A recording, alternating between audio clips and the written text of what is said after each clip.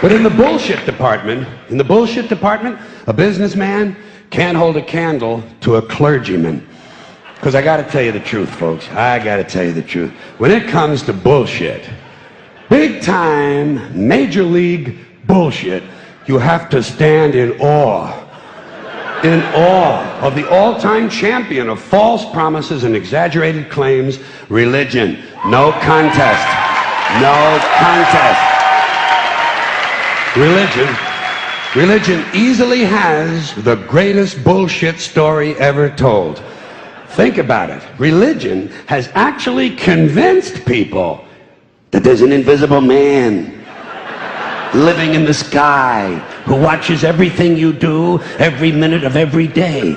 And the invisible man has a special list of 10 things he does not want you to do. And if you do any of these 10 things, he has a special place full of fire and smoke and burning and torture and anguish where he will send you to live and suffer and burn and choke and scream and cry forever and ever till the end of time.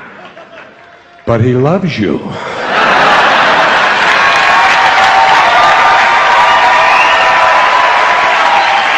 He loves you. He loves you and he needs money. He always needs money. He's all powerful, all perfect, all knowing, and all wise. Somehow, just can't handle money. Religion takes in billions of dollars. They pay no taxes, and they always need a little more. Now, you talk about a good bullshit story. Holy shit.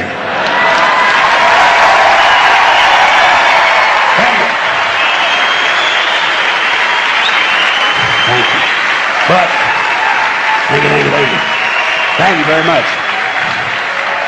But I want you to know something. This is sincere. I want you to know, when it comes to believing in God, I really tried. I really tried. I tried to believe that there is a God who created each of us in his own image and likeness, loves us very much, and keeps a close eye on things.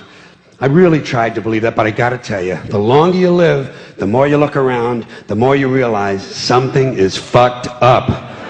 Something is wrong here. War, disease, death, destruction, hunger, filth, poverty, torture, crime, corruption, and the ice-capades. Something is definitely wrong. This is not good work. If this is the best God can do, I am not impressed. Results like these do not belong on the resume of a supreme being. This is the kind of shit you'd expect from an office temp with a bad attitude. And just between you and me, in any decently run universe, this guy would have been out on his all-powerful ass a long time ago. And by the way, I say this guy because I firmly believe, looking at these results, that if there is a God, it has to be a man. No woman could or would ever fuck things up like this.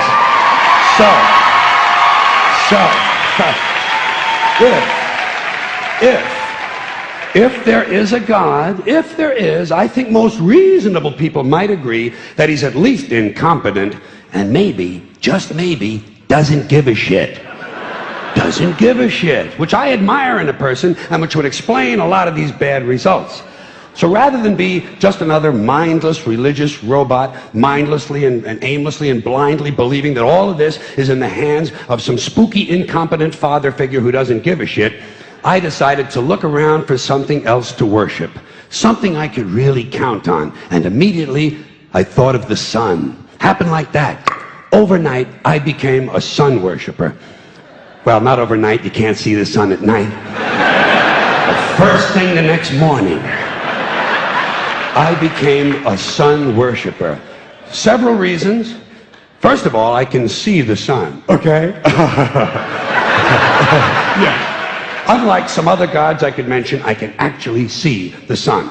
I'm big on that. If I can see something, I don't know, kind of helps the credibility along, you know? So every day I can see the sun as it gives me everything I need: heat, light, food, flowers in the park, reflections on the lake, an occasional skin cancer, but hey, at least there are no crucifixions, and we're not setting people on fire simply because they don't agree with us. Sun worship is fairly simple. There's no mystery, no miracles, no pageantry, no one asks for money, there are no songs to learn, and we don't have a special building where we all gather once a week to compare clothing. And the best thing about the sun, it never tells me I'm unworthy. Doesn't tell me I'm a bad person who needs to be saved. Hadn't said an unkind word. Treats me fine. So I worship the sun. But I don't pray to the sun. Know why? I wouldn't presume on our friendship. It's not polite. I've often thought people treat God rather rudely, don't you? Asking trillions and trillions of prayers every day, asking and pleading and begging for favors. Do this, give me that, I need a new car, I want a better job. And most of this praying takes place on Sunday, his day off. It's not nice, and it's no way to treat a friend. But people do pray, and they pray for a lot of different things. You know, your sister needs an operation on her crotch. Your brother was arrested for defecating in a mall.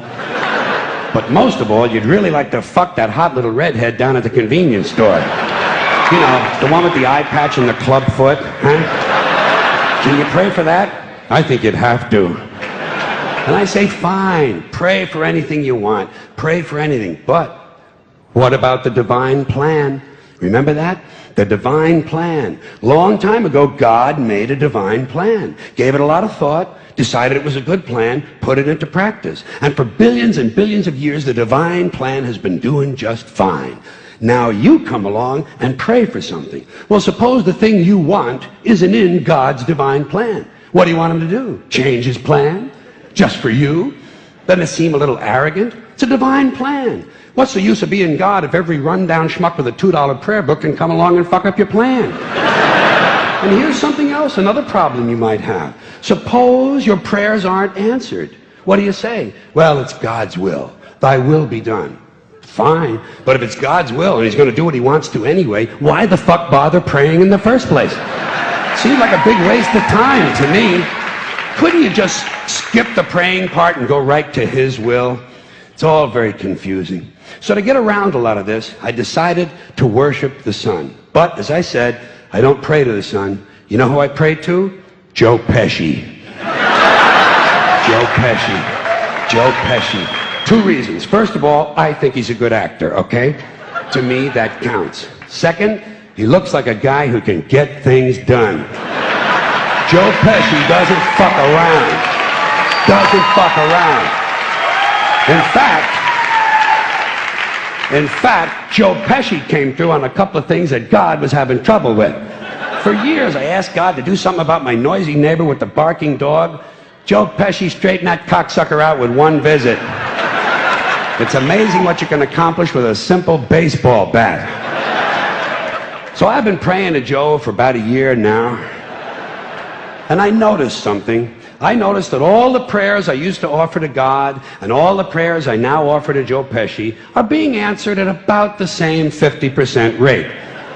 Half the time I get what I want, half the time I don't. Same as God, 50-50.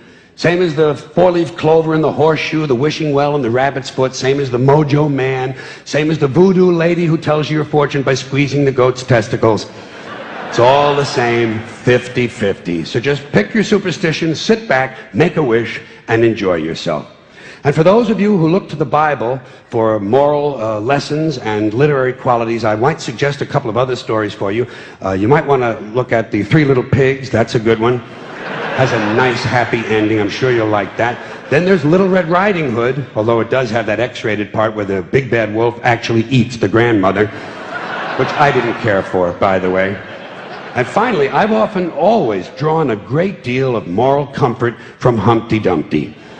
The part I like the best, all the king's horses and all the king's men couldn't put Humpty Dumpty back together again. That's because there is no Humpty Dumpty and there is no God. None, not one, no God, never was. In fact, I'm gonna put it this way. If there is a God, may he strike this audience dead. See, nothing happened. Nothing happened. Everybody's okay. All right? Tell you what. I'll raise the stakes. I'll raise the stakes a little bit. If there is a God, may he strike me dead. See, nothing happened. Oh, wait, got a little cramp in my leg. And my balls hurt.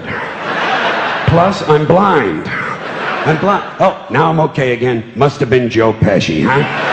God bless Joe Pesci. Thank you all very much. Joe bless you. Thank you very much. I appreciate it.